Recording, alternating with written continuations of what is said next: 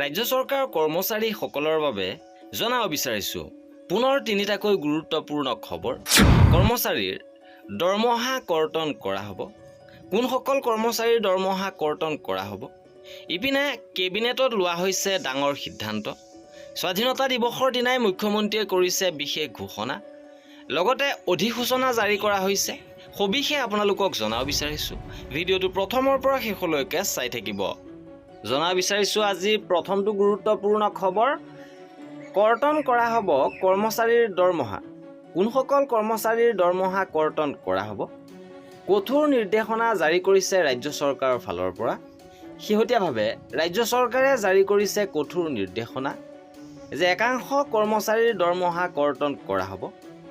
জাৰি কৰা SOP আৰু সময়সীমা উলংঘা কৰি পেঞ্চনৰ কামত অনাহক পলম কৰিব নোৱাৰিব আৰু পেঞ্চনৰ কামত পলম কৰিলেই দৰমহা কৰ্তন কৰা হ'ব।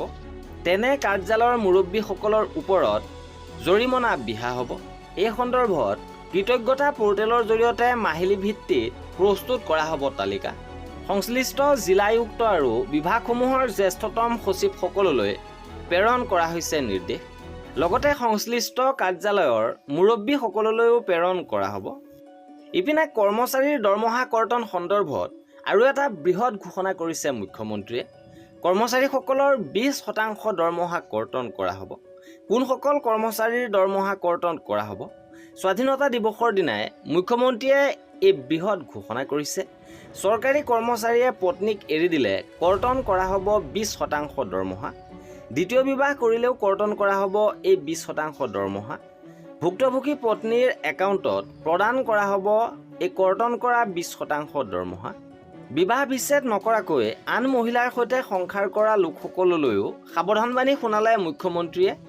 মুখ্যমন্ত্ৰীয়ে কয় যে প্ৰথম পত্নীৰ সৈতে বিবাহ বিচ্ছেদ নকৰাকৈ দ্বিতীয় পত্নীৰ সৈতে সংসাৰ কৰা বা সম্পৰ্ক কৰাৰ অভিযোগ আহিলেই সেই চৰকাৰী চাকৰিয়ালৰ দৰমহাৰ 20% কৰ্তন কৰি প্ৰথমা পত্নীৰ একাউণ্টত দিয়া হ'ব আৰু এই সন্দৰ্ভত আইন বিধানসভাত আনিবলৈ চেষ্টা কৰা হ'ব। ইপিনে ৰাজ্য চৰকাৰৰ কৰ্মচাৰীসকলৰ বাবে আজিৰ তৃতীয়টো গুৰুত্বপূৰ্ণ খবৰ আহিছে। এইসকল চৰকাৰী চাকৰিয়ালৰ বাবে ৰাজ্যিক কেবিনেটৰ ডাঙৰ সিদ্ধান্ত। সংবাদমেল যোগে ৰাজহুৱা কৰিলে মুখ্যমন্ত্ৰীয়ে। ৰাজ্যিক কেবিনেট বৈঠকত চৰকাৰী চাকৰিক লৈ গুৰুত্বপূৰ্ণ সিদ্ধান্ত গ্ৰহণ কৰিছে অসম চৰকাৰে আৰু সংবাদমেলত সেই কথা সদৰি কৰিলে মুখ্যমন্ত্ৰীয়ে। মুখ্যমন্ত্ৰীয়ে জানিবলৈ দিয়া অনুসৰি এতিয়াৰ পৰা চৰকাৰী চাকৰিত নিযুক্তিৰ ক্ষেত্ৰত পুলিচ ভেৰিফিকেশ্যন ৰিপৰ্ট 6 মাহৰ ভিতৰত দাখিল কৰিব লাগিব। উচ্চতম ন্যায়ালয়ৰ নিৰ্দেশ অনুসৰি এই সিদ্ধান্ত গ্ৰহণ কৰা হৈছে বুলি মুখ্যমন্ত্ৰীয়ে উল্লেখ কৰে। নিয়ম অনুসৰি কোনো প্ৰাৰ্থীয়ে চৰকাৰী চাকৰিত যোগদান কৰাৰ পাছত তেওঁৰ চাকৰিৰ প্ৰথম 6 মাহলৈ প্ৰভিজনেল হৈ থাকিব। এই সময়ছোৱাৰ ভিতৰত পুলিচ ভেৰিফিকেশ্যন সম্পূৰ্ণ কৰি ৰিপৰ্ট দাখিল কৰিব লাগিব। মুখ্যমন্ত্ৰীয়ে স্পষ্ট কৰি দিয়ে যে চাকৰিত যোগদানৰ 6 মাহৰ ভিতৰত পুলিচ ভেৰিফিকেশ্যন ৰিপৰ্ট নাহিলেও চাকৰি নিয়মীয়া হৈ যাব। অৰ্থাৎ যোগদানৰ পাছত সৰ্বাধিক 6 মাহলৈকেহে চাকৰিটো প্ৰভিজনেল হৈ থাকিব লাগিব। চৰকাৰৰ এই নতুন সিদ্ধান্তৰ ফলত চৰকাৰী চাকৰিত নিযুক্তি লাভ কৰা প্ৰাৰ্থীসকলৰ পুলিচ ভেৰিফিকেশ্যন প্ৰক্ৰিয়া অধিক সময়সীমাবদ্ধ হোৱাৰ সম্ভাৱনা আছে। আৰু এয়াই আছিল আমাৰ এই ভিডিঅ'টোত। কৰ্মচাৰীসকলৰ সকলো খবৰ পাই থাকিবৰ বাবে আমাৰ চেনেলটো ছাবস্ক্ৰাইব কৰি ৰাখিব। ভিডিঅ'টো শেষৰলৈকে চোৱাৰ বাবে বহুত ধন্যবাদ।